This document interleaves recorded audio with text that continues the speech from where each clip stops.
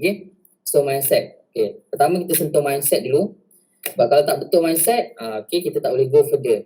Kemudian seterusnya kita hari kedua, 3 hari bulan Ogos, kita akan bincang dan sembang tentang magic numbers. Okay, rahsia bagaimana jutawan-jutawan, orang-orang yang berjaya ada magic numbers. Hari nanti esok, okay, numbers magis yang kita kemudian hari ketiga kita akan bincang tentang tentang tajuk marketing, iaitu kenali audience. Okay, tajuk marketing, kenali audience anda. Kita mengenal audience tanpa mengenal sasaran yang tepat, marketing kita tidak akan jadi hebat lah, kita akan gagal. Okay, tanpa mengenal audience yang sebenar. Kemudian tajuk yang keempat, hari yang keempat, 2, 3, 4, 5 hari bulan. Okay, 5 hari bulan, hari Khamis, kita akan sembang tentang marketing. Kita nak bincang tentang di mana audience yang sasaran tepat kita tu. Dalam bisnes ni dia ada sasaran yang tepat. Okay, kita ada customer avatar. Dalam saya cakap customer kita ni, kita tahu kat mana bang customer kita ni cikgu, kat mana lepak kita nak sembang tentang. Okay, so ini guna konsep ABC, audience, behavior and conversion. So hari kelima, okay, hari kelima kita nak bincang tentang macam mana nak convert audience kita ni okay, tu semua dengan buat dengan pengaruhi mereka. Kita nak pengaruhi mereka, kita nak pukau mereka dengan teknik pesta. Okay, teknik pesta ni kita akan bincang nantilah pada hari kelima, hari Jumaat. Macam nak pengaruh melalui copywriting, teknik pesta dalam copywriting, boleh guna dekat dalam pengucapan, dalam live. Okay, so tu hari kelima. So untuk hari keenam, kita akan bincang tentang masuk sale pula. Kita masuk sale tentang close without pitching. Tajuk ni best ni. Close without pitching. Macam mana kita nak close orang tu? Okay, tanpa kita cakap lebih-lebih. Present. Pernah tak kita present orang tak beli? Present orang tak beli. Okay, semua masih berada dengan saya? Kau Ahmad jelas Jelas.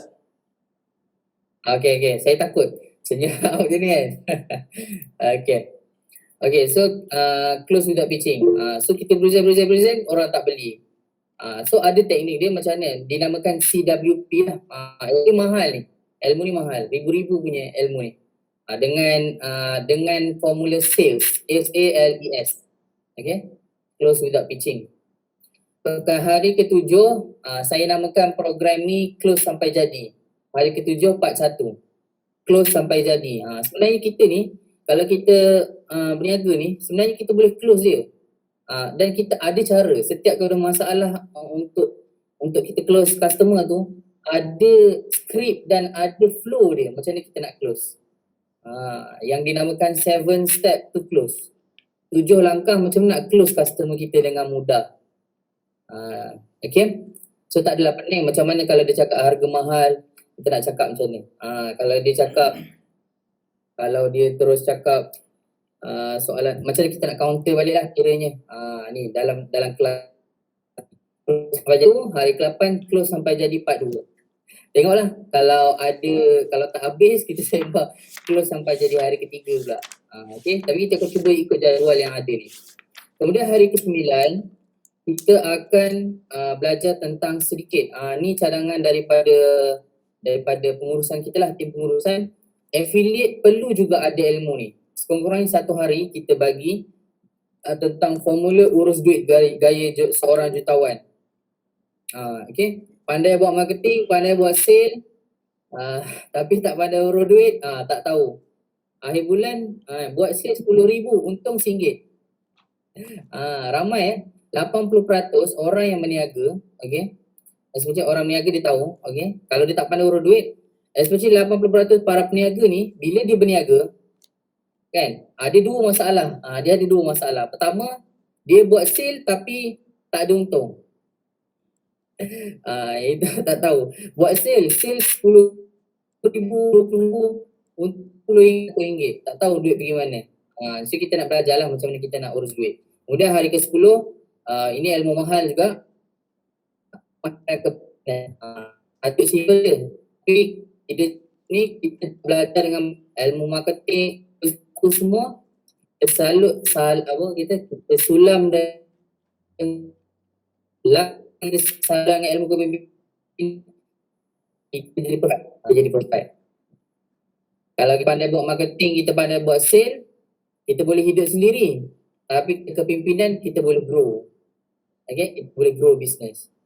Okay, itu sahaja untuk 10 hari. Okay, terima kasih Ayub. Okay, siapa yang faham? Cuba komen faham dekat ruangan komen. Okay, faham. Okay, Abdullah Zuhrim faham. Alhamdulillah. Okay, Siti Sunati faham. Nur Azura faham. Rajika faham.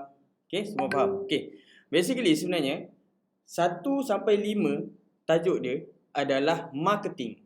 Kita akan kongsikan ilmu marketing. Okay, daripada 6, 7 dengan 8 kita lebih kepada sales. Okay, sales. 9 adalah urus duit, 10 adalah leadership. Okay, semua ilmu ni sangat mahal. Semua ilmu ni boleh kata ratusan ribu, boleh kata juta juga kalau kita nak kongsikan ilmu ni. Dan insya-Allah dengan ilmu ni kita boleh kongsikan kepada tuan-tuan dan puan. Siapa yang dah ready? Cuba kamu yang ready. Siapa yang dah ready nak belajar dan tak sabar-sabar nak belajar lagi hari ni? Alright. Okay, terima kasih. Siapa yang ready? Alright, baik. Sebelum tu saya nak tanya, berapa orang cikgu kat dalam grup ni? Berapa orang cikgu? Cuba kalau cikgu tu komen, saya cikgu. Okay, Marfa Yunus 1, Abdullah Zuhrim 2, Ayub 3, Siti Sunati Ali 4, Rohibah Hussein 5, ada 5 orang. Yang Rizal 6, Safaizah 7, 8, Azizah Cik Muhammad 8. Okey, Muhammad Ali Abdullah 9. Okey, selain tu bukanlah. So maksudnya separuh daripada kita punya grup adalah cikgu. Okey. Saya cikgu tapi dululah. Okey. Ayub cikgu. Saya pun cikgu juga tapi dulu. Alright. So kita majority separuh daripada kita adalah cikgu. Okay, kenapa separuh daripada kita adalah cikgu? Okay, ni nanti saya akan kongsikanlah kenapa. Alright, so sebelum tu saya nak terangkan siapa saya. Siapa yang nak kenal saya? Ke tak nak? Tak nak tak apalah, kita terus proceed lah. Okay. Nak teruskan. Okay, kalau nak komen nak lah dekat ruang komen. Alright, so siapa saya? Nama saya Ahmad bin Muhammad Isa. Bagi siapa yang belum kenal saya, selamat berkenalan.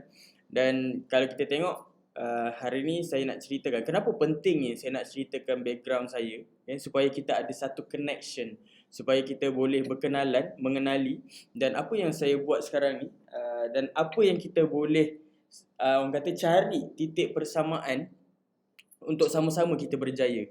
Okay? Sebab orang berjaya ni dia semua ada pattern yang sama. Okay, saya ada dalam 2 circle dan dua-dua circle ni adalah circle-circle jutawan. Okay, dan saya kaji apa kejayaan diorang ni dan apa persamaan diorang ni. Majority dia sama, pattern dia sama. Nak jadi orang yang berjaya ni kita kena ikut je apa pattern-pattern diorang ni. Siapa yang nak tahu pattern ni? Cuba komen saya. Dia ada beberapa pattern. Okay, so saya kongsikan background saya. Okay, sebelum ni terima kasih pada yang respon. Background saya adalah seorang arkitek, sebagaimana yang you all tahu, sebab you all dah baca buku Ustazah Basikal tu. Yes, 2014 saya adalah seorang arkitek.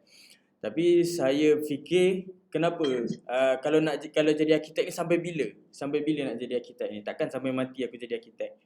Okay, so mencari dirilah. mencari diri. So that's why lah pada tahun 2016 mulalah travel.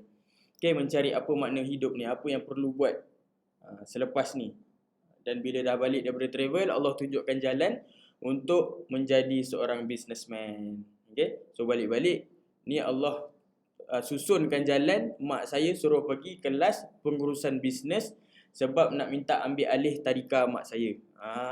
Ni the untold story yang tak ada dalam buku Zazah Basikal.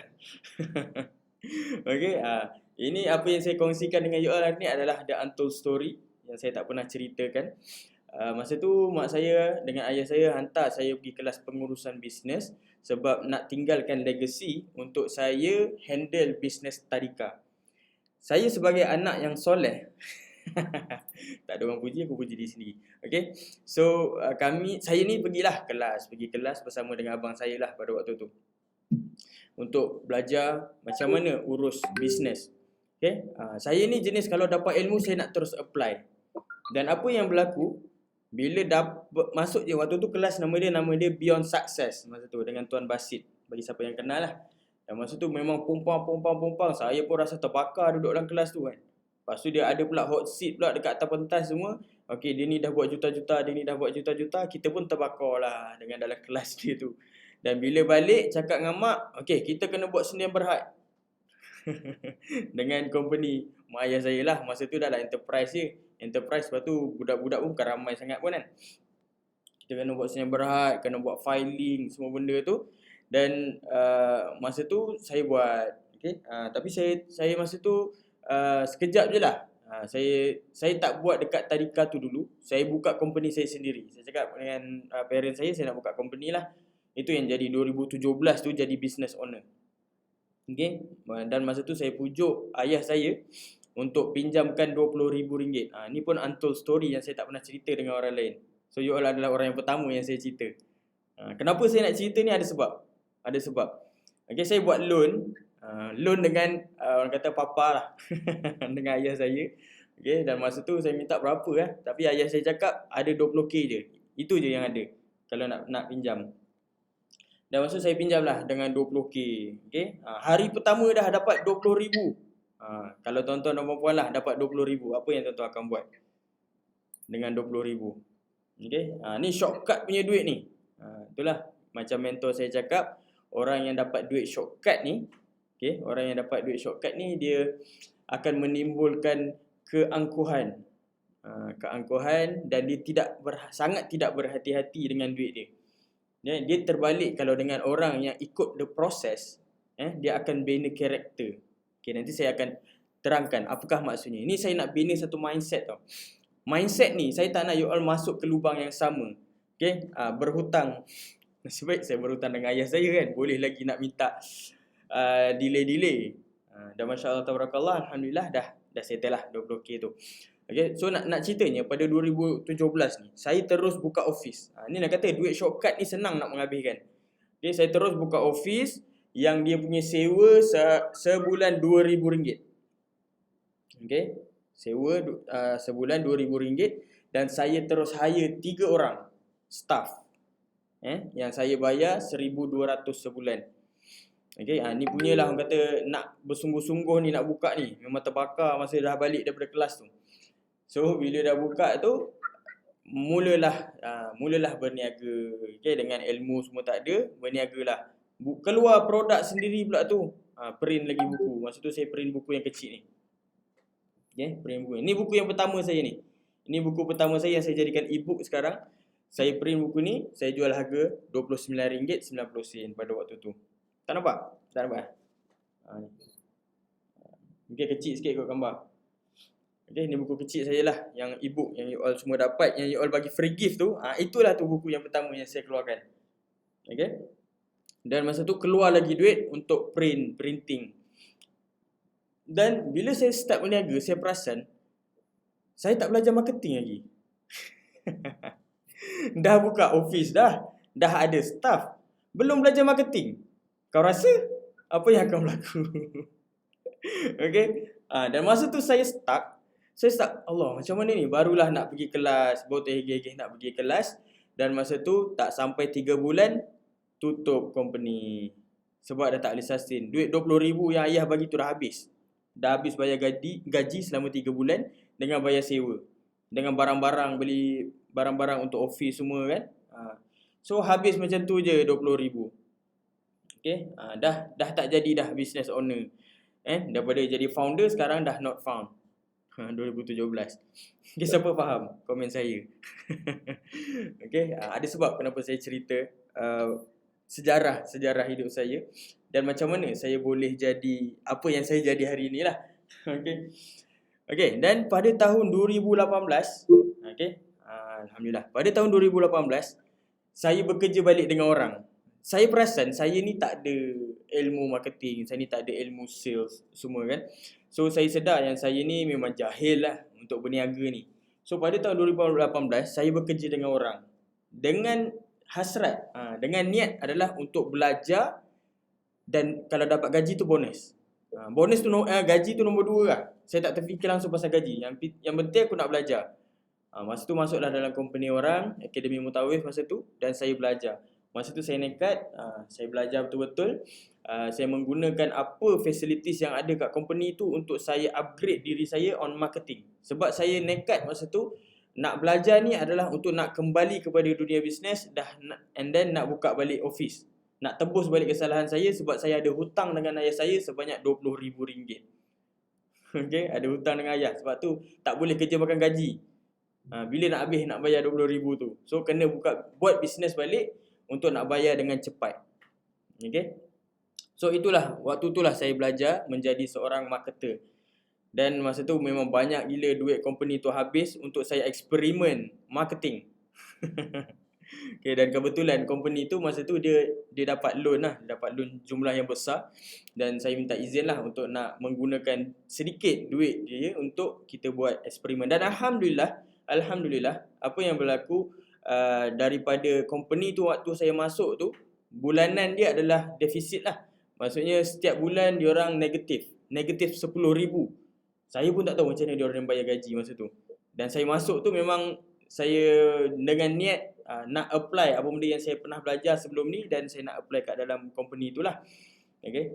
Dan alhamdulillah bila saya masuk dalam company tu, saya minta company invest untuk saya pergi belajar.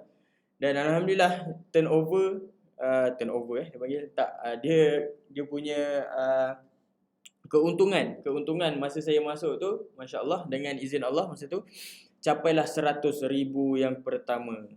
Okay, daripada negatif 10,000 saya buat untung sebanyak dalam 100,000.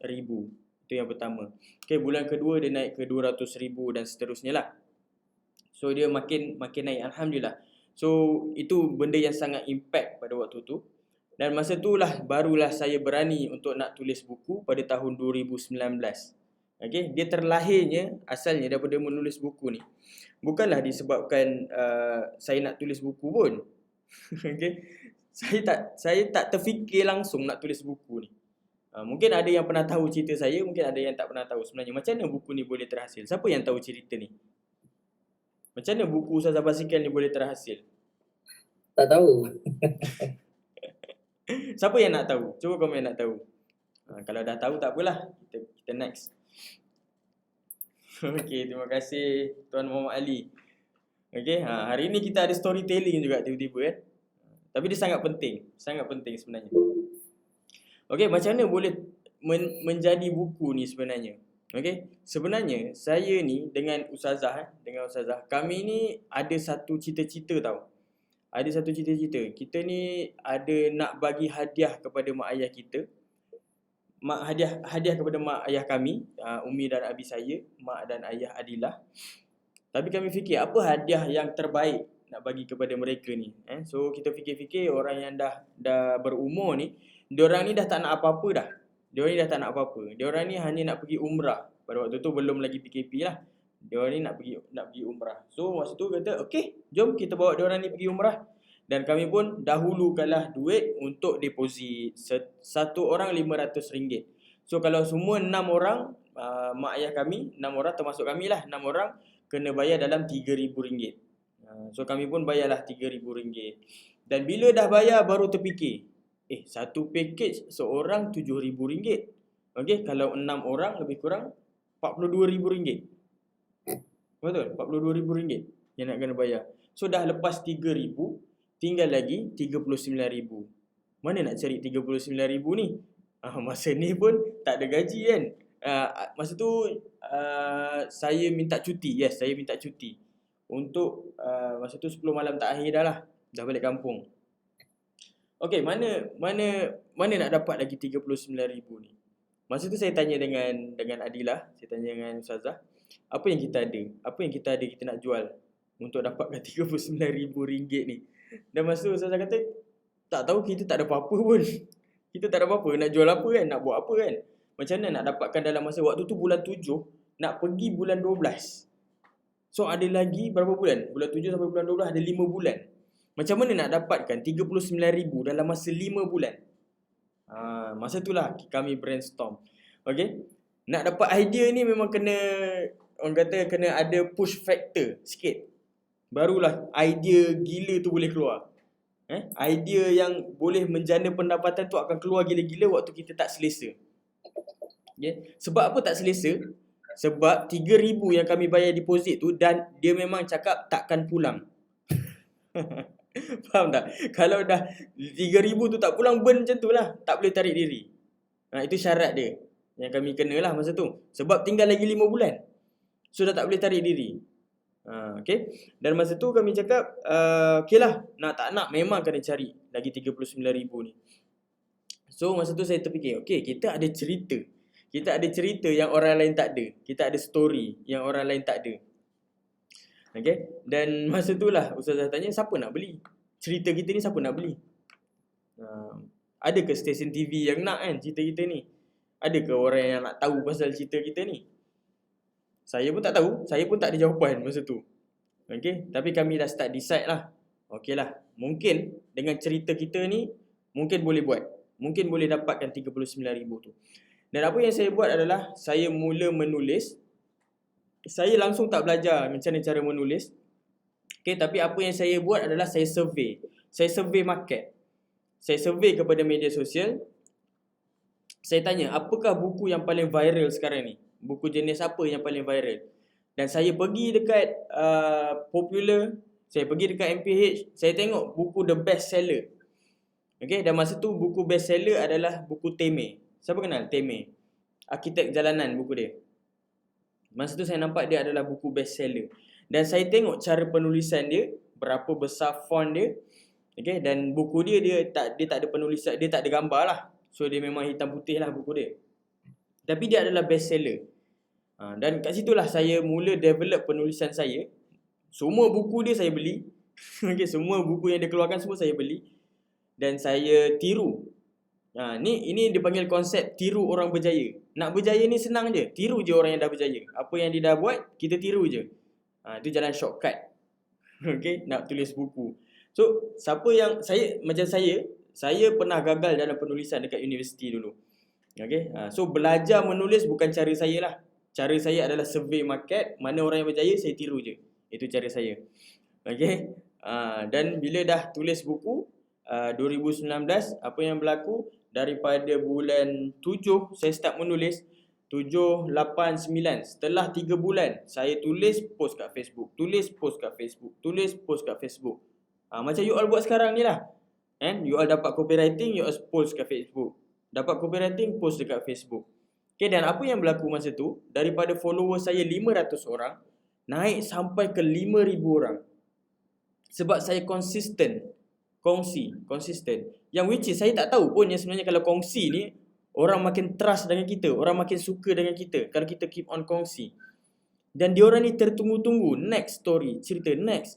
Sampai saya terskip satu hari, orang siap tanya, hari ni tak ada cerita ke? Orang tanya. Okay. Dan masa tu sampailah 3 bulan. 3 bulan, buku siri 1 hampir semua saya dah cerita kat dalam Facebook. Dan masa itulah baru saya tanya, 7, 8, 9, bulan 10. Bulan 10 saya tanya. Okay, siapa yang saya nak buat survey sikit. Kalau saya keluarkan buku fizikal, ada tak orang yang nak beli? Agak-agak ada tak orang yang nak beli? You rasalah. Cuba komen dekat ruangan komen. Ruangan chat. Ada tak orang nak beli? Dalam 5,000 followers tu, ada tak orang nak beli? Okay. Kenapa dia orang nak beli? Padahal saya dah cerita dah, almost semua saya dah cerita dah kat dalam Facebook. Tapi kenapa? Okay. Sebab dah ada trust, okay, daripada Syafiqah Arsad. Ada. Sebab apa ada? Okay. Ini benda ni saya nampak dia pun adalah satu pattern orang-orang yang berjaya ni adalah dia suka berkongsi. Okay. Dan dia panggil law of reciprocity. Macam mana tahu je dia? Dia adalah orang ni dia sort of macam satu dia terhutang budi lah. Terlalu banyak benda yang kita bagi sampai dia kata tak ada benda yang nak dibeli ke? Semua dapat percuma je. Macam tu lebih kurang. Banyak sangat dapat benda percuma, tak ada benda yang nak dibeli ke? Kalau beli pun kami sanggup bayar lah. Macam tu lah lebih kurang. So waktu tu ada 500 orang nak beli. 500 orang yang ready to buy. Dan masa itulah saya buat apa? Pre-order. Saya buat pre-order. Bila saya buat pre-order tu, Masya Allah Tabarakallah, duit tu cukup untuk nak pergi umrah. Duit tu cukup nak pergi umrah. Tapi kalau saya gunakan untuk pergi umrah, dia tak boleh print lah. Sebab dia cukup-cukup. Dia tak ada lebih untuk nak buat print. Yes. Tahniah Tuan Muhammad Ali. Perkongsian tu adalah magnet rezeki. Bila kita berkongsi, orang akan terhutang budi. Okay, orang Melayu kita lah especially. Dia akan mudah terhutang budi. Okay. Dia banyak sangat benda percuma kita bagi ni. Sampai rasa macam nak muntah lah. Kau ni asyik bagi benda percuma je. Tak ada ke benda yang nak dibeli? Lebih kurang macam tu lah. Kan? 500 orang nak membeli, Alhamdulillah masa tu. Dan duit cukup. Tapi timbul masalah baru. Masalah baru dia adalah macam mana nak print kalau guna duit ni untuk pergi umrah. Okay? Dan Alhamdulillah Allah permudahkan urusan. Mak saya ni kenalkan dengan kawan dia yang sama kelas dengan dia. Bukan sama kelas. Dia adalah anak murid guru. Mak saya ni adalah guru Quran. Dan dia ada anak murid yang owner kepada bisnes printing buku. Okay? Kak Amy nama dia. Dan mak saya kata pergilah tanya kok dia boleh bantu ke kan. So bila saya tanya, saya ceritalah dengan dia. Saya ni dah ada duit dah untuk nak print buku ni semua kan. Tapi saya nak bawa pergi umrah. Tapi kalau saya bawa pergi umrah, buku ni tak print, nanti orang marah pula. Kan? So start. Sama ada nak bawa pergi umrah ataupun nak print. Okay, dan masa tu Kak Amy cakap apa? Macam ni lah. Duit yang ada tu kau bawa lah mak ayah pergi umrah. Okay. Berkenaan dengan printing ni jangan risau. Saya tanggung semua. Okay, maksudnya dia dahulukan duit dia dulu. Dia dahulukan duit dia, balik umrah nanti barulah fikir macam mana nak bayar balik. Itu dia cakap. Ini memang Allah susun sangat cantik lah. Allah susun sangat cantik. Dan Alhamdulillah, dipendekkan cerita, bila dah sebelum kami pergi, kami dah berjaya print semua. Sebelum kami bertolak bulan 12 tu, awal bulan 12 kami dah siap print, kami dah siap hantar semua, barulah kami pergi umrah. So printing buku dapat, pergi umrah pun dapat, Alhamdulillah. Okay, itu adalah macam mana boleh tercetusnya buku ni yang sebenarnya kami langsung tak terfikir. Yes, cepat tulis. Kenapa boleh jadi cepatnya tulis tu? Sebab dia ada push factor nak pergi bulan 12. Daripada bulan 7 ni nak pergi bulan 12 ni. Nak tak nak kau kena siap. Kau dah berjanji dengan orang, dah bagi pre-order yang cakap bulan 12 tu dah nak hantar. Bulan 12 tu complete hantar. Bulan 10 pre-order, bulan 12 tu dah kena hantar. memang masa tu memang orang kata semua ad hoc. Memang tak cukup tidur masa tu. Dan memang setiap hari saya bangun pukul 3. Memang tak cukup tidur. Tidur pukul 10, bangun pukul 3. Tidur pukul 10, bangun pukul 3. Bila bangun pukul 3 tu, lepas solat tahajud, lepas tu tulis. Masa solat tahajud tu doa, ya Allah, sampaikanlah penulisan aku ni kepada para pembaca. Sampaikanlah. Saya tak nak tulis buku tu sembrono. Tulis tapi sampah. Tak. So waktu tu saya doa, ya Allah, sampaikanlah penulisan aku ni kepada para pembaca. Sampaikanlah pada orang yang tepat, pada orang yang betul. Okay? Kalau boleh hikmah ni diorang dapat rasa. Travel ni diorang dapat rasa sama-sama. Rasa sekali. That's my big why masa tu. Okay? Yes, cerita pengalaman Alhamdulillah. Memang real. Memang cerita real lah kan. Dan dia punya masalah dia adalah bila kita nak ingat balik nama orang, nak ingat balik nama tempat. Okay, masa tu tarikh semua kan. Tapi Alhamdulillah it works well. Sampai cerita daripada Malaysia sampai ke Pakistan untuk siri yang pertama lah. Dan alhamdulillah semuanya dimudahkan. So nak capai sesuatu ni kena ada push factor. Kena ada, orang kata kalau nak buat benda tu kan, dia kena ada push factor lah. Ini adalah saya punya push factor. Kenapa saya cerita benda ni sangat relate dengan tuan-tuan dan puan sebenarnya. Okay, boleh saya teruskan? Okay, ke dah ngantuk? Dekat sejam lah. Dah dekat sejam dah. Ini tak masuk topik lagi. Baru kenalkan diri. Tak masuk topik. Tak masuk topik. Tak apa, jangan risau. Nanti masuk topik, nanti kita akan fast forward. Okay? Sebab yang ni sangat penting ni. Ini sangat penting. Sebab apa? Saya nak relatekan benda ni. Sebab tuan-tuan dan puan jual buku Ustazah Basikal. Okay? So tuan-tuan dan puan memang kena tahu background penulis ni macam mana. Okay? Dia baru masa orang tanya tu, dia nak cerita tu semua dah kat hujung jari dah. Senang nak cerita. Okay? Dan alhamdulillah saya sangat bersyukur dengan penulisan saya yang dalam masa yang sekejap dapat memberikan, orang kata, kita boleh berkongsi rezeki kepada ramai orang. Itu saya sangat bersyukur. Saya sangat bersyukur kita dapat kongsi ramai orang dengan hasil yang ad hoc, yang tiba-tiba keluar, tapi dia boleh memberi rezeki kepada, boleh berkongsi rezeki kepada ramai orang. Alhamdulillah. Okay? Dan pada tahun 2020 saya berhenti kerja dan saya nak jadi mutawif. Setiap bulan nak pergi umrah. Ni idea gila lagi lah. Boleh ke pergi umrah setiap bulan? Boleh ke pergi umrah setiap bulan? Kalau boleh cuba komen boleh. Kalau tak boleh, kalau rasa macam mustahil, komen mustahil. Okay? Boleh. Masa tu saya rasa sangat mustahil. Saya rasa macam, nak jadi mutawif, saya ni background bukannya background orang yang belajar tinggi-tinggi pasal bahasa Arab ke, cakap lagi dah tak boleh kan. Sirah pun tak tahu semua kan. Boleh lah tahu sirah sikit-sikit. Okay? Tapi saya nampak, mutawif ni boleh. Mutawif ni boleh. Dan nak jadi mutawif ni tak mudah. Nak jadi mutawif ni tak mudah. Okay? Tapi Allah susun jalan tu sangat senang. Allah mudahkan. Okay? Allah ni dia kalau nak mudahkan dia senang je. Kalau kita dah nekat nak buat benda tu, Allah bantu. Serius, Allah bantu. Masa tu saya nak jadi mutawif, saya telefon tau. Saya pergi office Tiram masa tu. Saya pergi office Tiram Travel. Saya pergi office Andalusia. Okay, dekat Desa Pandan. Dan dua-dua reject. Okay, dekat Tiram tu masa tu dia kata kita dah tak ambil dah mutawif, dah full. Okay, memang dah tak ambil. Nak buang lagi ada, dia kata. Okay, masa tu pun kita kata, okey lah tak apalah, kita pergi ke Andalusia. Pergi ke Andalusia pun kata kita tak ambil orang yang tak ada background sekurang-kurangnya Islamic punya background lah. Bukanlah Islamic punya background, maksudnya ada boleh cakap bahasa Arab. Sekurang-kurangnya boleh cakap bahasa Arab. So saya ni memang tak boleh cakap bahasa Arab walaupun membesar kat Arab Saudi. Okay. Dan masa tu yes, agama.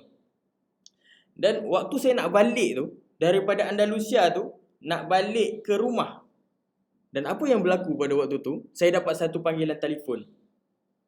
Ini berlaku dalam masa 1 hari je. Waktu nak pergi cari, nak jadi mutawif, 1 hari je dapat telefon. Terus tanya, ni Ahmad ke? Ya, saya Ahmad. Akhir bulan ni free tak? Bukan, sorry, bulan depan. No, akhir bulan, yes, masa tu akhir bulan. Akhir bulan ni free tak? Saya cakap, ada apa ya? Kita ada kekosongan lah untuk mutawif. Masa tu daripada Tiram, yang tadi tu, yang dia kata dah full tadi tu, dia terus telefon saya.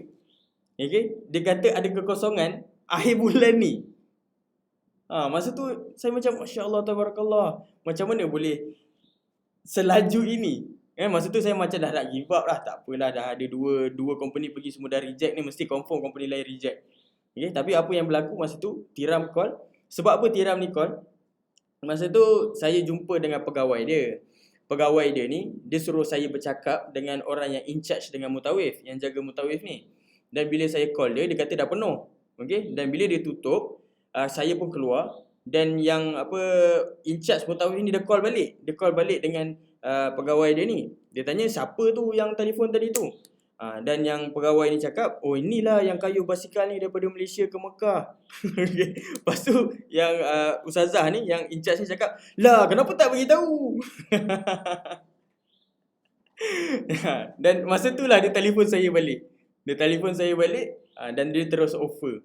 Dan alhamdulillah sampai sekarang masa tu setiap bulan lah, start daripada bulan 12 tu saya pergi dengan mudah umrah. Lepas tu bulan 1, bulan 2, bulan 3 saya bawa jemaah. Alhamdulillah semuanya dipermudahkan sampailah pandemik. Okay, so bila dah pandemik ni saya dah tak boleh buat apa lah, dah tak boleh jadi buat apa. Nak pergi umrah pun dah tak boleh setiap bulan. Sepatutnya sepanjang setahun saya nak plan macam tu. Okay, so jadilah YouTuber. Masa tu mulakan berkongsi dan saya nak fokus serius kepada Ustazah Basikal. Kan? Sebab kayu basikal tiba-tiba pula ada kosong. Ini perancangan yang Allah susun. Masya Allah, tabarakallah. Okay? Dan masa itulah saya fokus 2020 dan 2021 sampai sekarang saya fokus on business. Kita dah mula buka company baru 3 bulan. Saya baru buka office baru 3 bulan. Jadi siapa yang dah follow saya lama untuk jadi affiliate ni akan nampak saya punya progress sikit. Okay, alhamdulillah sekarang kita dah ada 12 orang team kat dalam Jiwa Kembara. Okay, dan kita ada lebih kurang berapa orang affiliate yang berdaftar? Ayub? 400 lebih. 468. Okay, 468 dan yang hadir hari ini hanya 24. Normal. Benda tu normal. Okay. Alright. Okay, jom kita mulakan topik pada hari ini. Dah sejam dah baru nak open. Tapi saya fast sebab saya boleh relate dengan apa yang berlaku pada hidup saya. Okay, boleh. Siapa yang ready? Comment ready. Let's go. Tak ada yang komen ready ya? Oh, okay, ada. Okay, masih ada lagi ya. Alright, jom kita teruskan. Alright, terima kasih kepada semua. Ini adalah nombor yang terbaru. Berikan tepukan gemuruh kepada diri sendiri, kawan. Alright, Alhamdulillah.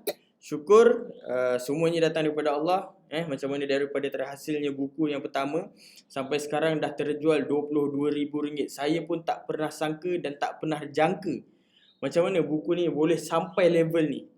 Okay? Dan ada orang kata buku ni adalah buku viral. Alhamdulillah. Alhamdulillah. Memang purposely nak viral kan. Okay? Sebab buku ni dia memberikan inspirasi. Buku ni dia memberikan, orang kata, yang saya nampak lah, orang rasa macam travel sama-sama. Siapa yang rasa macam tu? Bila baca buku ni rasa macam sama-sama travel. Kan? Betul kan? That's why saya pun rasa saya nak berkongsi dengan lebih ramai orang. Yes, Puan Siti Sunati. Betul. Rasa kan? Okay. So ini adalah vision statement Jiwa Champion. Okay. Saya nak alignkan sama-sama dengan kita semua. Inilah cara yang saya bawa, mindset yang saya bawa kepada tim saya yang buat jualan juga. Saya nak transfer mindset ni yang sama kepada semua affiliate. Boleh ke boleh? Saya nak transfer. Maksudnya kalau saya boleh capai 20, saya boleh orang kata bantu semua orang, okay, untuk capai figure yang sama. Why not? Kita buat figure yang sama. Okay, kalau saya insya-Allah alhamdulillah dengan izin Allah, sebelum saya buka company, sebelum saya ada team, masa tu ada bersama dengan Ayub je lah. Ayub je seorang saya punya part timer masa tu. Capai 1 juta yang pertama, insya-Allah semua orang boleh buat benda yang sama. Okay? Siapa yang nak capai 1 juta yang pertama? Ada tak? Okay, saya bukan nak cerita pasal orang kata duit sangat pun. Okay, mungkin ramai orang yang tak selesa lah cerita pasal 1 juta, cerita pasal duit ratus ribu, puluh ribu ni kan. Okay, apa yang saya nak kongsikan adalah sebenarnya kita semua, okay, kita semua nakkan orang kata kebebasan masa. Betul? Siapa yang nak kebebasan masa? Kita nak ada kebebasan kewangan. Okay? Kebebasan kewangan, kebebasan masa dan kebebasan pilihan. That's why nakkan tiga-tiga ni, kebebasan masa, kebebasan pilihan dan kebebasan kewangan, kena ada duit. Nak tak nak kena ada duit. Kena juga jadi jutawan. Kena juga jadi multimillionaire untuk kita dapat ketiga-tiga kebebasan ni. Kalau tak, inflasi akan menghantui kita. Kan banyak kehidupan kita ni boleh katakan 80% perlukan duit. Dan benda tu semua boleh menghantui kita. Okay? Boleh je hidup nak relax ni tanpa ada duit kan. Tapi itu yang penting. Okay? So our vision statement daripada Jiwa Kembara ataupun Jiwa Champion adalah yang pertama yang saya baca, membantu tambah nilai, inspirasi dan motivasi kepada 400,000 guru, guru di Malaysia dengan sasaran jualan buku sebanyak 1 juta naskah buku Ustazah Basikal menjelang 2031. Okey. Siapa yang faham? Kenapa Ya. kenapa membantu? Ada 5 poin. 5 poin dalam vision statement ni yang menghasilkan jualan 22,000 naskah sekarang ni. 5 poin ni. Yang pertama adalah membantu. Yang pertama yang saya highlightkan warna kuning tu adalah membantu. Ini adalah poin pertama. So, kalau you all nak jualan Ustazah Basikal yang you all promote ni tinggi, first kali kena membantu. Kalau fikir nak menjual, InsyaAllah lah tak capai apa yang kita punya magic numbers. Okay, magic number kita akan cerita esok lah. First adalah membantu. Yang kedua adalah tambah nilai, inspirasi dan motivasi. Okay, inspirasi dan motivasi, kita nak target, kita nak bantu orang lain boleh mendapatkan inspirasi dan motivasi dalam diri mereka lah. Dalam diri mereka, pembaca lah. Kepada 400,000 guru di Malaysia. Kenapa guru? Siapa boleh jawab? Kita jawab kat ruang komen. Kenapa guru?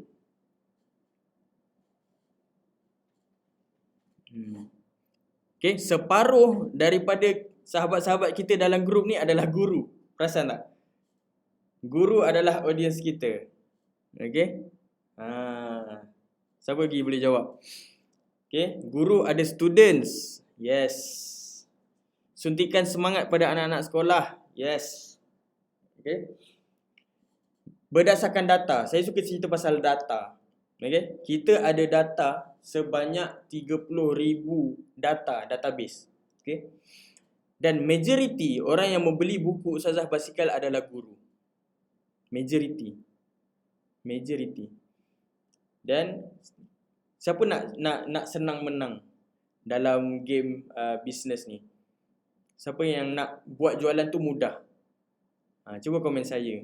Nak jualan tu mudah sangat. Senang je. Offer je jual. Offer je orang beli. Offer je orang beli. Okay?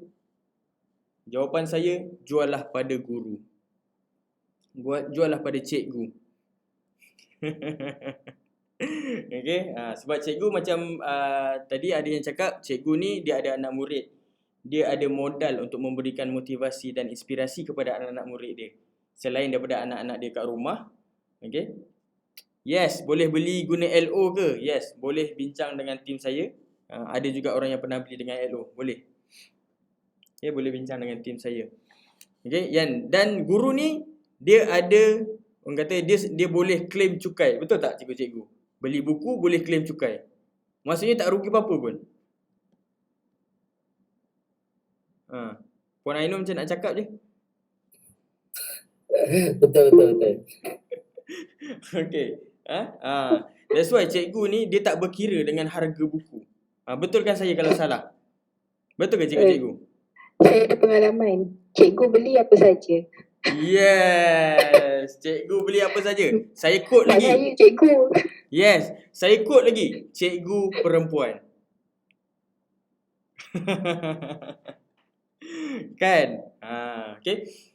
So, betulkan saya kalau saya salah. Saya buat, saya dengan tim, kita buat research. Ada 300,000 cikgu wanita. Kalau masuk sekolah kosong, balik penuh. Okay. Ada 300,000 dan 100,000 guru lelaki. Betul? Ini saya buat kajian. Dekat dalam Malaysia saja ada 300. So, 400,000 ni adalah daripada data, statistik yang telah dikeluarkan oleh Jabatan Perangkaan. Ada 400,000 cikgu kat dalam Malaysia. So, kita baru terjual 22,000 naskah.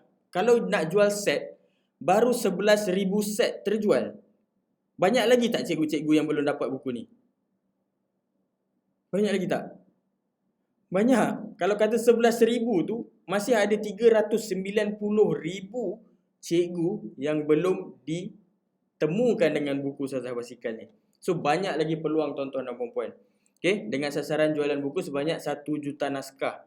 Okay, bila guru ni, bila dah membaca dan bila dia dah suka macam tuan-tuan dan puan-puan, guru-guru ni akan sebarkan kepada orang sekeliling dia. Yes, bagus buat resensi buku dekat sekolah. Okay, ada student-student, ada ibu bapa, ada guru-guru lain yang dia boleh offer dan dalam masa sama dia boleh dapat commission. Best ke best? Dia boleh kongsi apa yang dia suka, dalam masa sama dia dapat commission. Okay, sangat best. Okay, itu sebab nak menang cepat, nak menang senang, cari guru. Masih banyak lagi guru yang belum dapat buku Ustazah Basikal ni. Okay? Itulah tugas tuan-tuan dan puan-puan untuk target guru-guru. Itu adalah audiens kita yang pertama. Nanti kita akan masuk topik macam mana nak kenali audiens. Audiens pertama kita yang saya nak highlightkan hari ni dekat sini, you all boleh buat terus, adalah cari seberapa ramai cikgu. Sebab cikgu ni, betul tak? Kalau salah betul kan? Cikgu-cikgu ni diperlukan buku-buku motivasi dan inspirasi untuk dikongsikan kepada anak murid. Betul cikgu-cikgu? So, buku Ustazah Basikal, dan saya pun dapat jugalah feedback daripada cikgu-cikgu ni. Diorang doakan supaya buku Ustazah Basikal ni masuk kat dalam silibus sekolah. Saya pun amin. Kalau boleh masuk dalam silibus sekolah, saya amin. Okay? Tapi kita nak menjelang 2031. Maksudnya 10 tahun dari sekarang capai 1 juta jualan naskah. Okay, tuan-tuan dan puan-puan, cuba bayangkan kalau buku Ustazah Basikal terjual 1 juta naskah dan anda part of the history, part of the team, apa yang berlaku dalam diri anda? Apakah nilai yang akan berlaku dalam diri anda? Adakah makin menaik ataupun makin menurun ataupun sama je? Okay, bila buku dah terjual 1 juta naskah, adakah nilai value diri anda tu akan menaik ataupun sama je ataupun menurun? Okay, insya-Allah naik. InsyaAllah naik. Masa ni, okay, buku pun boleh jual yang harga RM181 satu set. Lepas ni insya-Allah anda boleh jual apa sahaja. Sebab dia punya sifir dia sama. Jualan sifir dia sama. Okay. So hari pertama, hari ni kita nak cerita pasal mindset. Alright. Mindset jutawan. Ya Allah, baru masuk topik. Okay. Okay, tapi insya-Allah saya boleh jamin you all akan dapat sesuatu hari ini. You all akan dapat satu energi baru hari ini. Alright. So mindset jutawan. Okay. Ramai orang belum berjaya bukan sebab tak pandai, tapi tersalah falsafah tentang kejayaan. Siapa faham? Ramai orang belum berjaya bukan sebab tak pandai. Ramai manusia yang pandai, tapi dia tersalah falsafah tentang kejayaan tu. Falsafah hidup dia. Family aku tak pernah ada yang jadi jutawan. Tak mungkin aku jadi jutawan. Pernah tak ada falsafah macam tu? Okay, mak ayah aku ni orang kampung je. Okay, tak mungkinlah aku ni boleh capai jadi jutawan. Pernah tak terfikir benda tu? Ramai orang ada mindset yang macam tu sebab dia duduk dekat environment yang macam tu. Okay. So, saya nak kongsikan 7 falsafah kejayaan. Ini berdasarkan hidup saya. Yes, tiada yang mustahil. Tahniah. Okay, 7 falsafah kejayaan yang relate dengan hidup saya dan insya-Allah boleh relate dengan hidup tuan-tuan dan puan-puan. Dan ini adalah sedikit kajian yang saya buat terhadap orang-orang kaya. Circle-circle saya ni ada 400 orang jutawan yang dekat circle saya. Dan saya nampak pattern dia sama. Diorang ada falsafah yang sama. Okay? Dan insya-Allah bila tuan-tuan dan puan dapat falsafah ni, insya-Allah boleh dapat sama level dengan mereka. Sekurang-kurangnya kalau tak jadi jutawan pun, jadi multimillionaire pun cukup lah. Ataupun jadi billionaire pun cukup lah. Okay? So ini dia punya falsafah. Alright, falsafah yang pertama. Falsafah yang pertama. Pasaran, market, membayar kita bukan sebab masa kita, tapi apa? Ni nak suruh you all fikir dulu baru saya bagi tahu jawapan. Okay? Pasaran, Nilai. yes, tahniah. Berikan tepukan gemuruh kepada Puan Syarina Yusof. Ni saya pernah kongsi kat dalam grup. Yang ni sangat penting. Falsafah ni sangat penting. Budak-budak pun lebih senang faham. Okay? Budak-budak pun senang faham. Ini adalah first falsafah kita berniaga. Kita berniaga ataupun bekerja. Okay? Bos, dia takkan bayar kita sebab masa. Kalaulah masa tu adalah sebab orang dapat gaji, orang yang sapu sampah kat jalan tu kalau 24 jam dia sapu, sepatutnya gaji dia lebih tinggi. Orang yang kerja buruh tu 24 jam kerja tu sepatutnya gaji dia lebih tinggi. Kalau lah sebab masa. Tapi sebab value, nilai diri kita ni yang menyebabkan orang bayar kita lebih. Okay?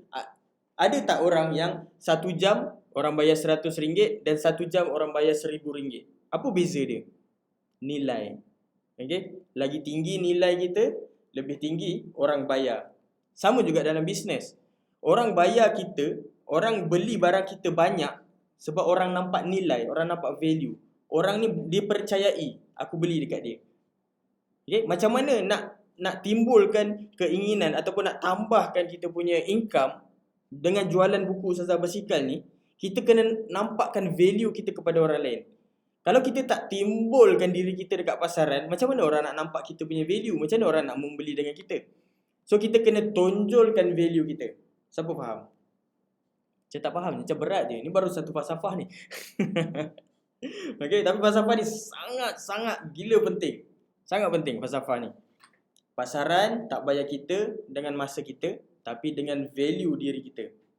Okay, dapat? Kalau dapat, komen dapat. Alright. Okay, nak naikkan pendapatan, naikkan apa?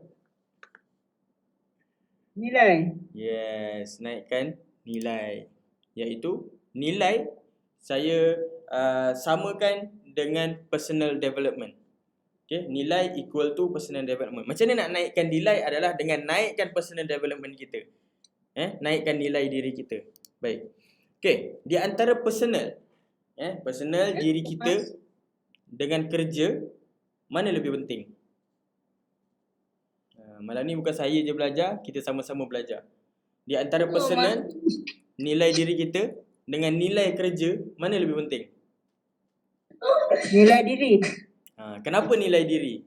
Puan Syarina. Kenapa personal? Puan Nur Azura. Kenapa bukan kerja lebih penting? Kan kita hari-hari kan pergi kerja. Okay. Satu hari 8 jam kita bekerja.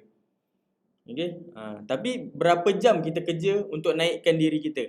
Naikkan value diri kita. Berapa jam? Satu hari. Okay. Cuba kita compare balik. Adakah kita fokus kepada kerja kita ataupun kita fokus kepada personal diri kita? Okay.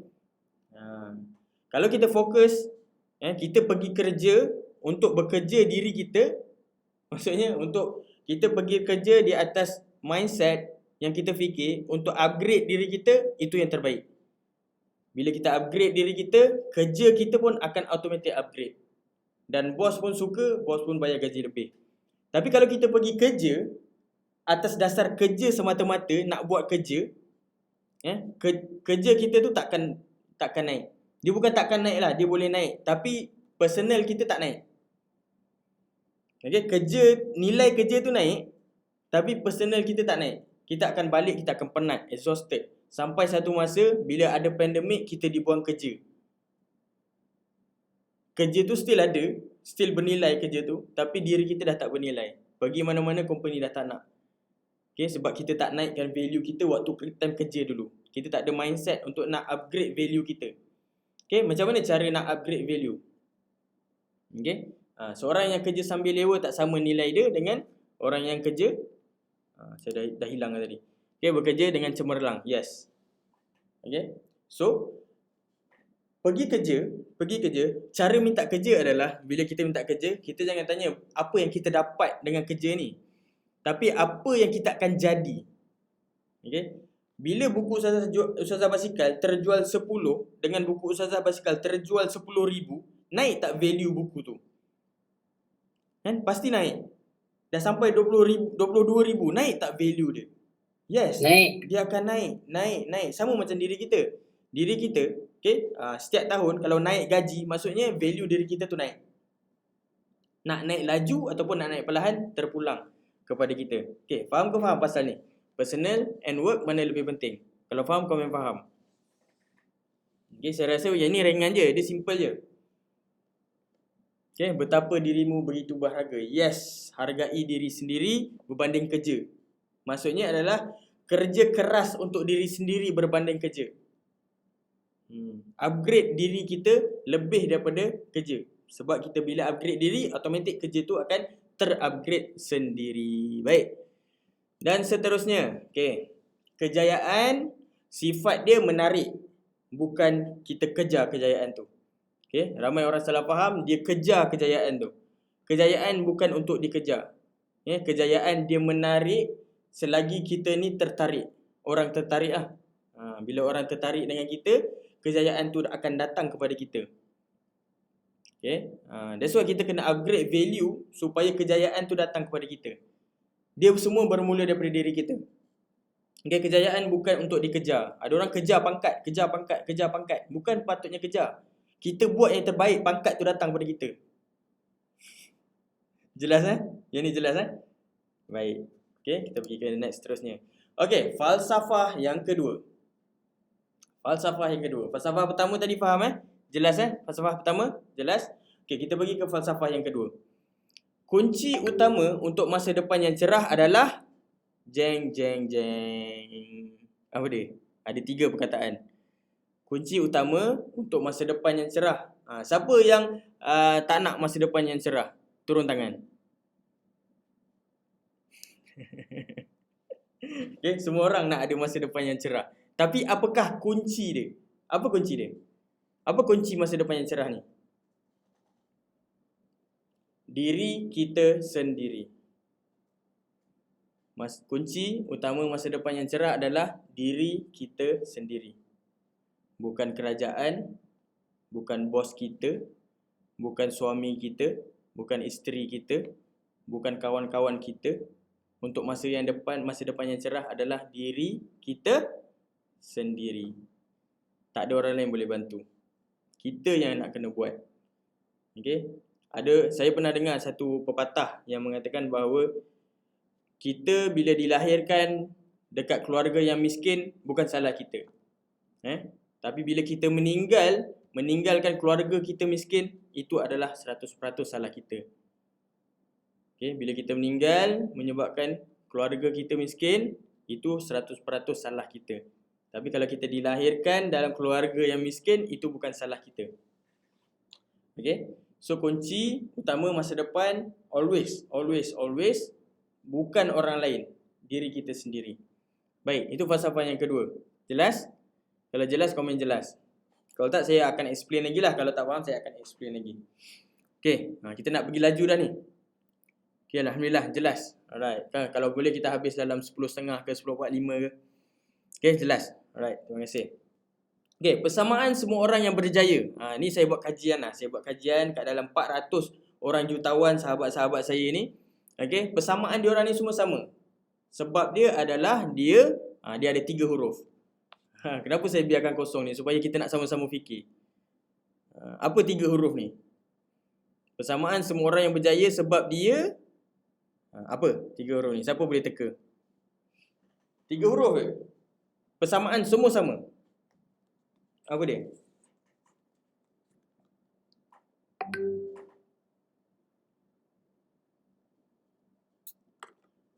Yes, tahniah Puan Nurlizawati. Sebab dia nak. NAK, sebab dia nak berjaya. Dia nak berjaya, dia nak kaya. Dia nak jadi jutawan. Dia nak. Ini sama, semua orang yang berjaya sebab dia nak. Dia nak dapat, kalau kita ambil SPM orang yang dapat straight A sebab dia nak straight A. Pernah tak? Aku tak naklah straight A tapi dia dapat straight A. Ada tak macam tu? Mana mungkin? Tak ada. Lagi jatuh korup ada. Okay? Tak ada. Okay? Orang yang nak berjaya ni sebab dia nak. Itu je. Okay? Macam mana cara dia, tu ada different story. Tapi first, dia kena nak dulu. Kalau dia tak nak, dia ibarat kuda lah. Kuda kita tarik pergi ke sungai. Kalau dia tak haus, dia tak minum. Sebab dia tak nak. Tapi kalau dia nak, dia sendiri yang pergi cari sungai, dia sendiri yang pergi minum. Itu nak. Okay? Alright. So, sebab dia nak. Baik. Okay, falsafah ketiga. Tadi dah 2, settle. Okay, yang pertama kita ulang balik. Yang pertama tadi apa falsafah? Kita cepat-cepatkan kat sini. Yang pertama apa? Dan yang kedua apa? Cuba senaraikan. Supaya benda Masalah ni membaik bukan sebab masa kita. okay. Yang pertama apa tadi? Falsafah 1. Okay, yang pertama adalah market tak bayar kita dekat pasal masa. Dia tak bayar kita sebab masa. Tapi disebabkan value diri kita. Baik, yang kedua?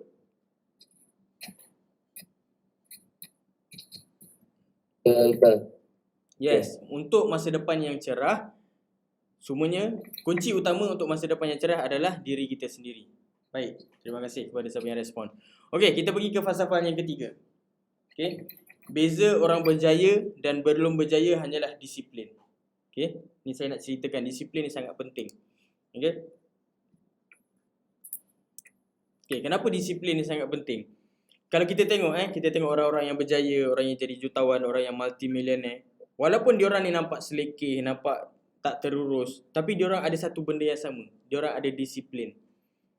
Okay, diorang ada disiplin dengan masa, diorang ada disiplin dengan menuntut ilmu, diorang ada disiplin dari segi falsafah hidup dia. So semua orang ada disiplin. So macam mana nak dapatkan kejayaan yang besar? Dia bermula dengan disiplin yang kecil. Disiplin yang kecil akan membawa kepada disiplin yang besar, akan mendapat kejayaan yang besar. Okay, yang ni saya tak payah cerita lah kot. Pasal disiplin semua orang faham apa itu disiplin. So masukkan dalam falsafah hidup kita disiplin. Okay, orang yang disiplin je yang akan boleh berjaya. Okay, orang yang selalu naik turun ni dia tak ada disiplin. Kadang-kadang buat, kadang-kadang tak buat. InsyaAllah dia berjaya, tapi lambat, sangat lambat daripada orang yang konsisten disiplin. Okay, ini adalah sikap. 3 sikap orang yang berjaya. Okay, 3 sikap orang yang berjaya. Yang pertama adalah mulakan, dan yang kedua buat yang terbaik, dan 3 dia habiskan. Ini saya buat kajian kepada semua orang yang berjaya dalam 400 orang jutawan yang circle saya ni. Diorang ada attitude yang sama. Diorang mulakan, diorang buat yang terbaik, diorang habiskan. You all ada je attitude ni, apa yang you all touch semua menjadi. Okay, dengan izin Allah. Dengan izin Allah. Okay, ini adalah fitrah alam. Contoh, banyak kali berlaku pada saya. Banyak kali berlaku pada saya. Bila saya nak kayuh basikal pergi ke Mekah, saya mulakan, saya buat yang terbaik, saya habiskan sampai ke Mekah. Saya habiskan. Ini adalah attitude orang yang berjaya. Saya nak tulis buku, saya mulakan tulis buku, saya buat yang terbaik, tulis buku yang terbaik, saya habiskan. Saya habiskan tulis. Okay, saya tak buat separuh jalan. Okay, sekarang ni saya buat target untuk capai 1 juta naskah. Saya dah mulakan. InsyaAllah sekarang ni saya buat yang terbaik. InsyaAllah saya akan habiskan. Okay, so kita perlukan orang yang lebih ramai, audiens yang lebih besar. Kita akan sama-sama habiskan. Bukan saya seorang, kita akan sama-sama habiskan 1 juta. Okay, boleh ke boleh? Yes, alang-alang menyelup perkasam, biarlah sampai ke pangkal lengan. Ini bukan hanya untuk dibaca, tapi untuk dibuat. Itu adalah attitude orang yang berjaya. Dia mulakan, alang-alang dah mulakan promosi buku Ustazah Basikal ni, buatlah sampai dapat 1 juta yang pertama. Alang-alang dah start buat, habiskan. Ini adalah attitude orang berjaya. Okay, apakah attitude orang yang tidak berjaya? Kenapa dia selalu tukar-tukar produk? Kenapa dia selalu tukar-tukar bisnes? Dia mulakan, dia tak buat yang terbaik, apatah lagi habiskan. Masuk company lain, dia mulakan, tak buat terbaik, gagal. Mulakan, buat tak terbaik, gagal. Mulakan, buat tak terbaik, gagal. Okay? So, masukkan dalam mindset kita, masukkan dalam attitude diri kita. Percaya, orang berjaya semua pattern dia sama. Sebab tu saya cakap, orang berjaya ni pattern dia sama. Kita cuma kena tahu apa pattern diorang ni. Diorang mulakan, buat yang terbaik, dan habiskan. Ini adalah pattern orang yang berjaya. Tak kisah apa bidang, ada 3 attitude ni, insya-Allah capai apa saja yang diorang nak. Baik, faham ke faham? Kalau faham, komen faham. Baik. Mulakan dengan disiplin yang kecil, dia akan membawa ke disiplin yang lebih besar. Okay, ni saya dah cerita tadi, saya dah kongsikan. Mulakan dengan disiplin yang kecil. Get excited. Teruja dengan disiplin yang kecil tu, dia akan membawa kita kepada disiplin yang besar untuk mencapai kejayaan yang lebih besar. Baik. Okay, kita lebih laju sikit lah. Falsafah yang keempat. Falsafah yang keempat, motivasi. Kan orang selalu ada naik dan turun emosi kan. Ramai orang yang perlukan emosi daripada luar. Okay, sebenarnya kita boleh tingkatkan motivasi diri kita, okay, dari dalam. So motivasi datang dari kebengangan yang tinggi. Kebengangan yang tinggi. Motivasi. Macam mana nak motivate diri kita ni? Kita kena ada satu kebengangan tau. Kita bengang gila dengan benda tu yang menyebabkan kita setiap hari bangun aku nak kena buat. Aku bengang gila benda ni aku tak dapat lagi.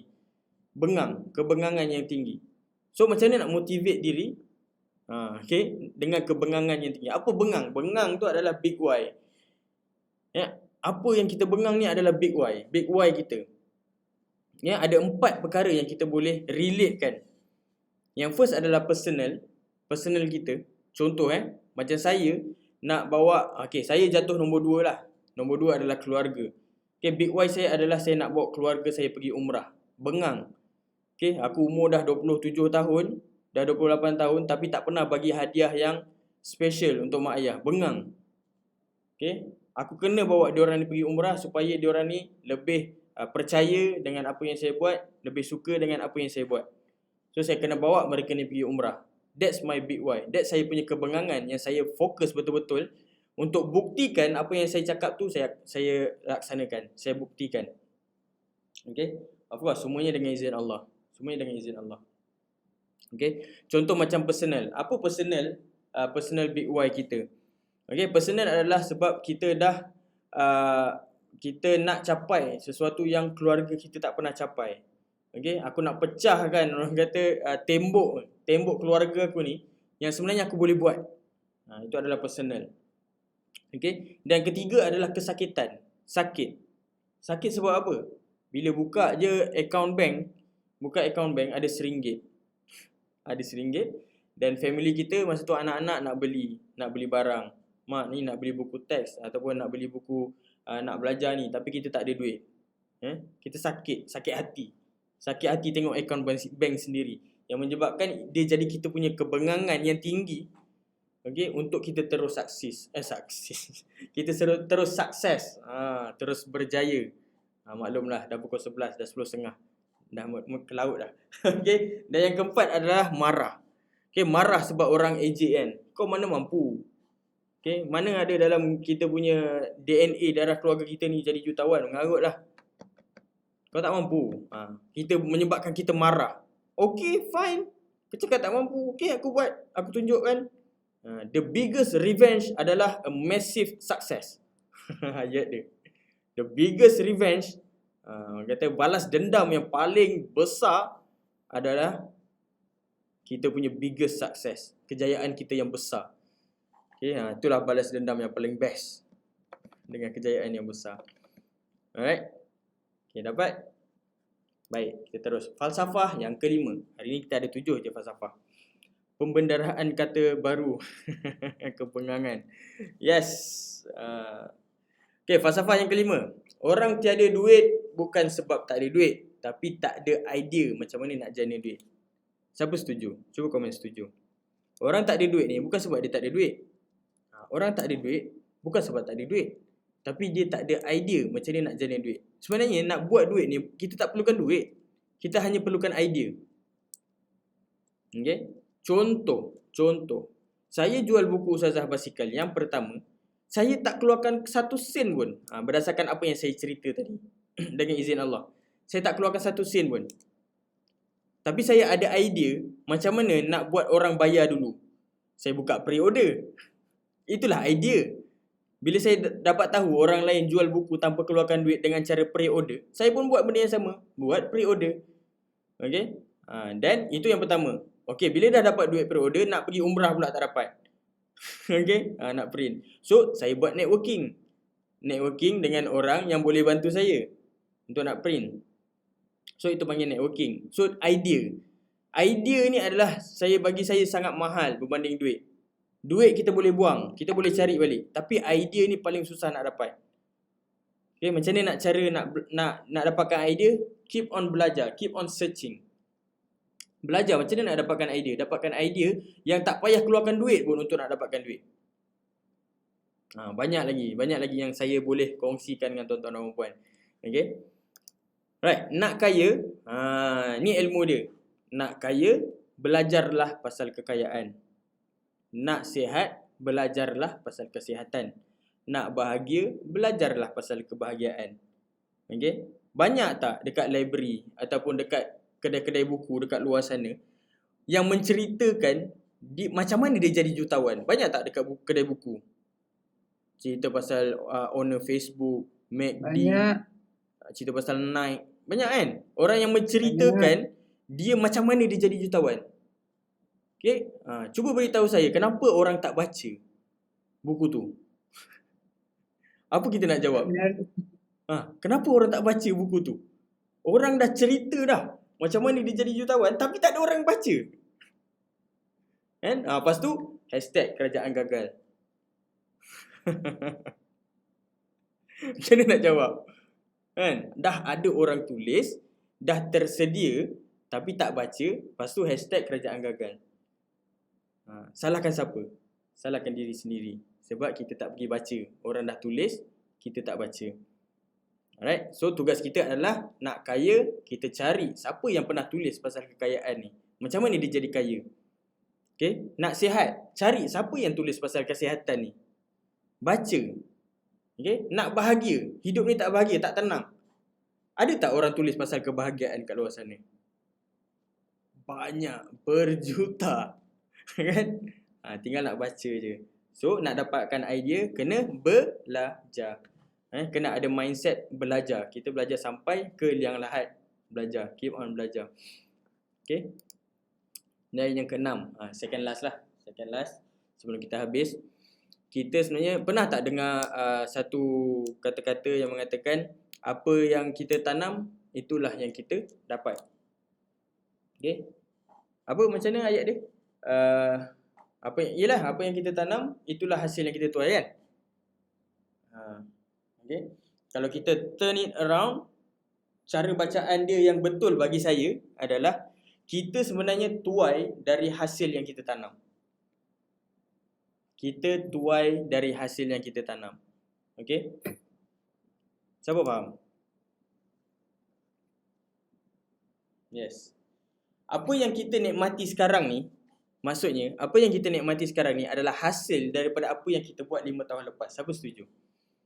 Apa yang kita tengah nikmati, kita punya kereta kenderaan kita punya rumah kita sekarang ni, okay, kita punya anak-anak kita sekarang ni, adalah hasil perbuatan kita 5 tahun lepas. Yeah? Yes, 5 tahun lepas. So, persoalan dia kat sini. 5 tahun akan datang, kita nak jadi apa? Adakah kita perlu buat sekarang ataupun 5 tahun akan datang baru kita decide? Adakah kita perlu buat keputusan sekarang untuk capai 5 tahun depan ataupun 5 tahun lagi baru kita decide nak buat keputusan untuk dapatkan result 5 tahun lagi? Yes, sekarang. Okay? 5 tahun lepas kita tak buat untuk capai impian tu, sekarang kita kena decide supaya 5 tahun akan datang barulah kita dapat result tu. Yes, what you sow is what you reap. Exactly. What you give, you get back. Yes, apa yang kita beri, dengan izin Allah, kita akan dapat balik lah. Okay, what you sow, apa yang kita tanam, semua dengan izin Allah, kita akan dapat balik. Kita akan dapat tuai hasil dia. Sebenarnya banyak falsafah tanam dan tuai ni. Nanti tak sempat saya nak kongsikan hari ni. Okay, tak semestinya apa yang kita tanam, kita boleh dapat. Kadang-kadang apa yang kita tanam, contoh kita tanam pokok pisang, tiba-tiba disondol babi. Dimakan oleh burung. Okay, monyet ambil dulu pisang. Okay, tak semestinya apa yang kita tanam tu kita boleh dapat. Itu fitrah alam yang kita kena percaya. Okay, semuanya dengan izin Allah. Whatever apa yang kita buat, semuanya dengan izin Allah. Okay, so apa yang kita buat 5 tahun lepas, dengan izin Allah, kita akan dapat apa yang kita nikmati sekarang. Okay, saya percaya tuan-tuan dan puan, start bermula daripada sekarang, ada mindset nak jadi jutawan 5 tahun akan datang nanti. Percaya dengan saya, kalau tuan-tuan dan puan konsisten, disiplin, dengan mindset yang sama, tuan-tuan dan puan akan capai apa yang tuan-tuan dapat. Sebab apa yang kita fikir, apa yang kita cakap, apa yang kita buat, semua tu adalah doa. Allah makbulkan. Semua tu adalah doa. Baik, yang terakhir. Okay, tadi saya cerita benda positif je. Ni last kali, falsafah yang ketujuh, benda yang negatif. Sebab hidup ni part of positive and negative. Okay, so negatif adalah kegagalan dalam hidup kita berpunca dari siapa? Dari siapa kegagalan dalam hidup kita? Tak ada orang lain. Tak ada orang lain. Diri sendiri. Diri sendiri. Ramai orang yang salahkan kerajaan, salahkan suasana, salahkan ekonomi. Yang lagi teruk adalah salahkan Tuhan. Salahkan cuaca, salahkan COVID. Okay, sebenarnya semua berpunca daripada diri sendiri. Waktu COVID ni, ada tak orang kaya kena COVID? Kalau kita nak salahkan COVID lah. Ada tak orang berjaya kena COVID? Kena juga. Tak boleh lari. Kena juga COVID. Okay? Adakah orang kaya dia ada kerajaan lain? Ataupun dia ada kerajaan yang sama dengan kita? Masih kerajaan yang sama. Tapi kenapa dia masih sukses? Kenapa dia makin grow hidup dia? Kan? Semuanya datang daripada diri kita. Alright? So ni 7 punca kegagalan. Terus bagi ni punca kegagalan ni. Kalau tak nampak juga ni saya bagi. Inilah punca kegagalan kita. Saya lah pada peringkat awal, inilah punca kegagalan. Macam mana saya selalu gagal sebelum ni. Okay? Dan bila saya buang 7 kegagalan ni, alhamdulillah hidup saya makin berubah. Hidup saya semakin berubah. Okay? Yang pertama adalah tak peduli. Okay? Peduli apa orang dapat 1 juta, biarlah kat dia. Tak peduli. Tak kisah anak-anak kita tak makan. Tak peduli aku. Okay? Yang penting aku kenyang. Selalunya mak ayah tak buat macam tu lah. Okay? Tak peduli jiran. Jiran tetangga tak peduli. Okay? Sikap selfish. Tak peduli ni adalah selfish lah. Okay? Dia pentingkan diri sendiri. Dia tak peduli pasal orang lain. Okay? Yang menyebabkan dia gagal dalam hidup dia. Sebab apa? Sebab Allah beri rezeki lebih kepada kita kalau kita berkongsi. Sebab dalam harta kita ada rezeki orang lain. Dalam rezeki kita ada rezeki orang lain. Bila kita peduli pasal orang lain, Allah akan bagi lebih. Sebab kau bagi kepada orang lain, kau kongsi. Sebab tu Allah nak bagi lebih. Kalau kita tengok pada jutawan, diorang ni benda yang untold stories yang orang tak tahu, diorang ni bersedekah lebih banyak daripada kita. Okay, diorang ni buat baik lebih banyak daripada kita. Diorang ada kelebihan untuk memberi lebih banyak daripada kita. Okay. Dia terus meranapkan saya punya mindset waktu saya belum join circle diorang ni. Sebelum saya join circle diorang ni, saya ada mindset orang kaya ni kedekut. Orang kaya ni asyik nak beli kereta-kereta mahal je, rumah-rumah besar je. Tak peduli pun apa berlaku yang orang-orang miskin. Itu mindset saya yang terpengaruh dengan drama-drama jam 7. Okay, orang kaya je mesti sombong. Okay, tapi bila saya masuk circle, Masya Allah, Tabarakallah, Ya Allah, kalau tuan-tuan dan puan masuk dalam circle tu, malu sangat, malu gila. Okay, diorang punya sedekah tu bukan calang-calang. Diorang punya zakat tu bukan calang-calang. Diorang punya bayar cukai tu bukan calang-calang. Dengar pun takut. Takut tau. Dengar pun takut. Okay, that's why diorang Allah bagi rezeki lebih. Sebab diorang memberi lebih. Okay, itu yang pertama. Yang kedua adalah tak buat keputusan. Okay, tak buat keputusan juga adalah satu keputusan. Okay, tak buat keputusan adalah satu keputusan. So better buat keputusan daripada tak buat keputusan. Boleh jelas Takut tak sampai pula. Okay, tak buat keputusan. Contoh ada orang datang. Okay, ada orang datang nak kongsi rezeki dengan kita. Okay, dan kita duk fikir-fikir, nak ambil ke tak nak, nak ambil ke tak nak, nak ambil ke tak nak. Lepas tu dia biar dia angin lalu, tak buat keputusan. Okay, yang menyebabkan dia terlepas banyak sangat benda yang datang. Pernah tak jadi dalam hidup kita? Ada opportunity datang dan kita biar dia terlepas. Lepas tu kita menyesal. Pernah tak berlaku dalam hidup kita? Okay, semua orang pernah rasa benda tu. Menyesal lah aku tak grab benda ni cepat-cepat. Okay, menyesal. Kan? So tak buat keputusan adalah satu keputusan. Dan bagi saya tak buat keputusan adalah keputusan yang salah. Okay? Kalau buat sekalipun gagal, kita ada keputusan. Okay? Better buat dan gagal daripada langsung tak buat keputusan. Kita takkan ada result. Kalau gagal, sekurang-kurangnya kita ada result. Okay? Contoh saya nak kayuh basikal sampai Mekah. Kalau saya gagal tengah-tengah jalan, saya dah ada result. Kenapa gagal? Okay? Kalau saya tengah menulis, saya gagal kat tengah jalan, saya dah ada result. Kenapa saya gagal menulis? Okay? Saya nak jadi mutawif. Kalau tak jadi mutawif, saya gagal tengah jalan, saya dah ada result. Kenapa saya tak boleh jadi mutawif? Okay? Buat gagal lebih bagus daripada tak buat langsung. Tak buat keputusan. Okay? Yang keempat, risau. Ni pun masalah juga ni, terlalu risau. Okay? Risau ni sifat dia masa depan. Ramai orang yang risau. Apa yang berlaku pada esok hari?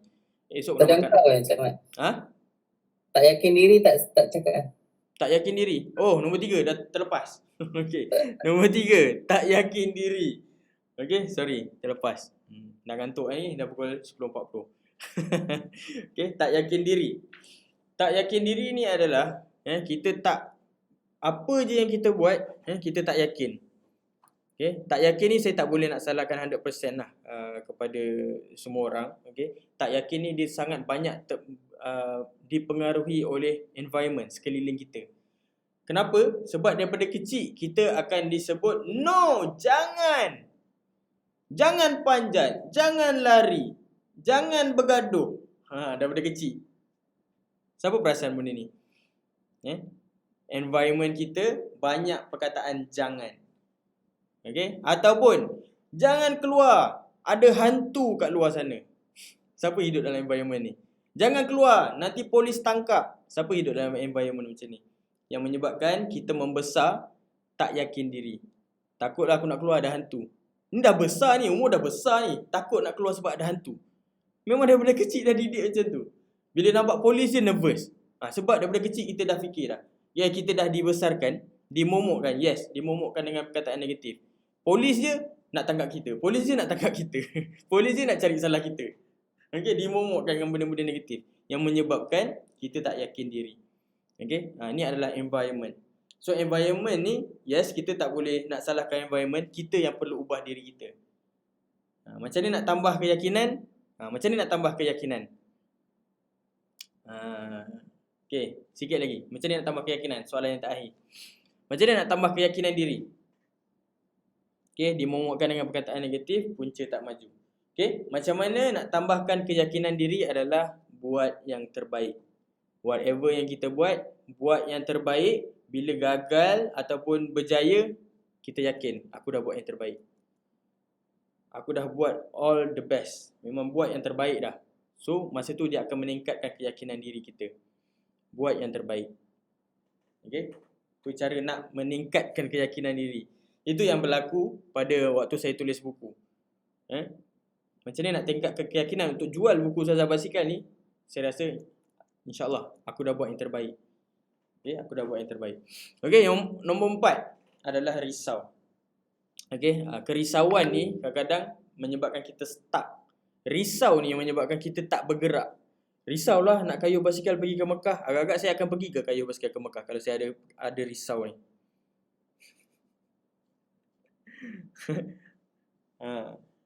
Ada tak saya akan keluarkan buku Ustazah Basikal ni kalau saya ada risau? Risaulah nak tulis buku, takut tak ada orang beli. Takut tak ada orang baca. Adakah saya akan menulis? Ataupun waktu saya nak jadi mutawif, saya risau. Risaulah nak jadi mutawif ni, takut orang cakap apa. Orang cakap kita ni tak bagus. Kita ni bukan ada background boleh cakap bahasa Arab. Risau. Okay? Risau ni buang. Buang daripada kamus hidup. Jangan risau. Buat je. Sekurang-kurangnya kalau kita buat tu, kita ada result. Dan kita baiki daripada kegagalan kita. Okay? Seterusnya yang kelima adalah takut ambil risiko. Kenapa ramai di antara kita yang takut ambil risiko? Kita lahir atas dunia ni pun dah berisiko dah. So alang-alang dah berisiko, ambillah risiko lagi. Okay? Okay? Kita hidup atas dunia ni pun risiko. Semua benda yang kita buat, bayangkan sahabat saya pernah dengar satu berita seorang traveller, dia pusing satu dunia, alhamdulillah selamat. Okey, bila dia balik kat negara dia meninggal sebab jatuh toilet. Apa maksud dia? Travel ke satu dunia tu padahal lebih berisiko kalau kita fikir logik lah, daripada duduk kat rumah. Ini dia balik, duduk kat rumah, jatuh toilet, meninggal. Mana satu lebih risiko? Duduk rumah ke travel ke luar negara? Travel satu dunia, mana lagi berisiko? Semua benda atas dunia ni berisiko. Semua benda atas dunia ni berisiko. Kita tidur pun esok belum tentu kita bangun. Risiko juga. Kan? So alang-alang dah ambil risiko, ambil semua risiko. Tapi risiko yang boleh diukur lah. Kalau di luar kemampuan kita tu, kena fikir balik lah banyak kali. Tapi apa poin yang saya nak sampaikan adalah ambil risiko tu dulu. Bila capai alhamdulillah bonus, bila tak capai Y kita ukur risiko tu. Sebab hidup kita boleh kata setiap saat adalah risiko. Kita ni berisiko tak kena COVID? Yes, semua orang berisiko. Tak ada orang pun yang kebal yang tak boleh kena COVID. Semua orang boleh kena COVID, risiko. Alang-alang dah berisiko. Kita carilah risiko yang boleh diukur untuk kita nak berjaya. Sebab nak berjaya ni banyak gila risiko dia. Sangat banyak risiko. Okay. Dan seterusnya adalah yang keenam. Yang second last adalah mata lalat. Apa maksud dengan mata lalat ni? Dia nampak benda semua buruk je. Okay. Nampak negatif pun bagus juga. Okay. Nampak benda yang negatif ni kalau dia nampak on the positive side. Okay. Bagus. Tapi mata lalat ni, apa yang dia nampak positif dah jadi negatif, yang negatif lagilah negatif. Itulah mata lalat. Okay. Dia tak nak cari madu. Dia nak cari sampah juga. Itulah lalat. Okay. Kalau kita tengok cermin kan, ada orang tengok cermin, dia nampak habuk kat cermin tu. Padahal dekat luar cermin tu ada sunset yang sangat cantik dekat pantai. Contoh dekat belakang Kak T tu ada pantai yang sangat cantik. Okay. Tapi dia nampak kekotoran kat cermin tu. Punyalah mata lalat. Dia tak nampak pemandangan yang cantik kat belakang tu, tapi dia nampak kekotoran dekat cermin. Itulah contoh mata lalat. Dia tak nampak benda yang cantik, dia nampak benda yang tak cantik. Ini yang menyebabkan kita gagal. Kita gagal mendapat kejayaan sebab tak nampak kejayaan tu. Okay, dan yang terakhir adalah komplain. Ini adalah paling dahsyat lah. Ini yang tak boleh. Orang kata, kalau ada komplain ni je, insya-Allah 101% hidup dia susah nak berjaya. Orang yang suka komplain. Okay, sebab ada orang cakap, mentor saya selalu cakap, orang yang komplain ni, dia selalunya tak sempat bersyukur.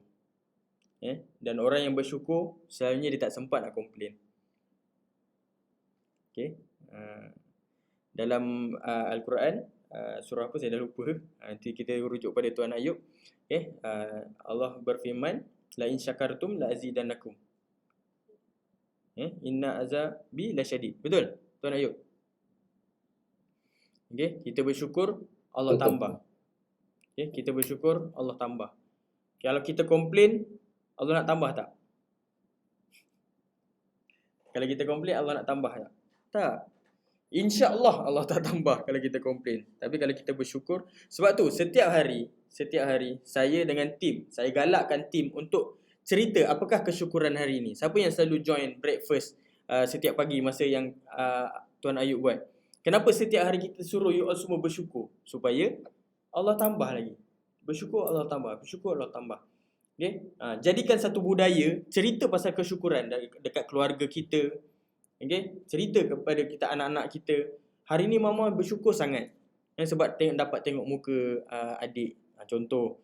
Okay? Hari ni ayang bersyukur sangat dapat tengok muka abang. Contoh. Okay? Dapat lagi nampak muka abang yang kerut-kerut tu, yang kedut-kedut tu. Cerita. Bersyukur. Punyalah bersyukur. Okay? Bersyukur hari ni Allah masih lagi hidupkan kita. Bila kita bersyukur, insya-Allah Allah tambah. Okay, ini adalah mindset yang kita kena tanam dalam diri kita. Yang sebenarnya apa yang berlaku dalam hidup kita semuanya di bawah kawalan siapa? Kawalan diri kita. Okay, so dapat setakat ni? InsyaAllah ini adalah mindset. Mindset ni sangat penting untuk kita nak perbetulkan sebelum kita nak masuk falsafah yang seterusnya. Cerita-cerita yang seterusnya. Okay, so dapat sesuatu? Okay, terima kasih banyak-banyak di atas pemerhatian tuan-tuan dan puan-puan. Okay, nanti kita minta Tuan Ayub senaraikan apa yang, what's next, apa yang you all kena buat, learning point boleh kongsikan. Okay, lebih banyak you all kongsikan ilmu ni kepada orang lain, lebih faham you all terhadap ilmu ni sendiri. Okay, terima kasih banyak-banyak. Apa yang salah, kalau ada salah kata, salah terguris rasa, saya minta maaf banyak-banyak. So insyaAllah kita akan jumpa lagi pada keesokan harinya. So saya serahkan kepada Tuan Ayub insyaAllah.